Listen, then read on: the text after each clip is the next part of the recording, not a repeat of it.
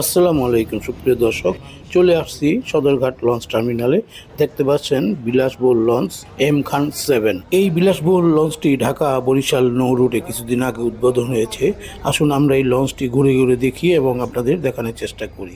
চলে আসছি এম খান লঞ্চের ডেকের মধ্যে। এটা নিচতলা ডেকের মাঝ বরাবর এই সিঁড়ি দিয়ে উপরে উঠে চোখে পড়ল সুপাজন।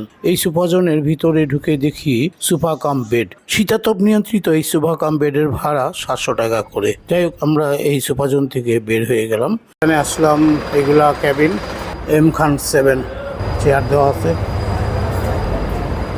দুতলার মাঝ বরাবর বেশ বড় একটা সিঁড়ি দেখতে পেলাম তিনতলায় উঠোনের। তিনতলায় উঠে ঘুরতে ঘুরতে লঞ্চের সামনে অংশে চলে আসলাম। আপনারা দেখতে পাচ্ছেন আমরা লঞ্চের উপরে চলে আসছি, চারতলায়।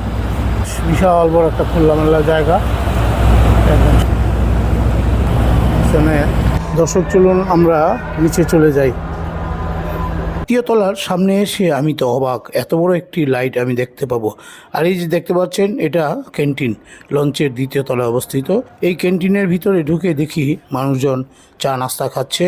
আপনারা চাইলে খেতে পারবেন। চলে আসলাম লঞ্চের নিচতলায়, আর এখান থেকে আপনারা টিকিট কেটে লঞ্চে ভ্রমণ করতে পারবেন। লঞ্চের টিকিটের চার্টটি আপনারা দেখতে পাচ্ছেন। ভিডিওটি ভালো লাগলে অবশ্যই শেয়ার করে দেবেন অন্যকে দেখার জন্য। ধন্যবাদ দর্শক, আমার সাথে এম খান 7 লঞ্চটি ঘুরে দেখার জন্য।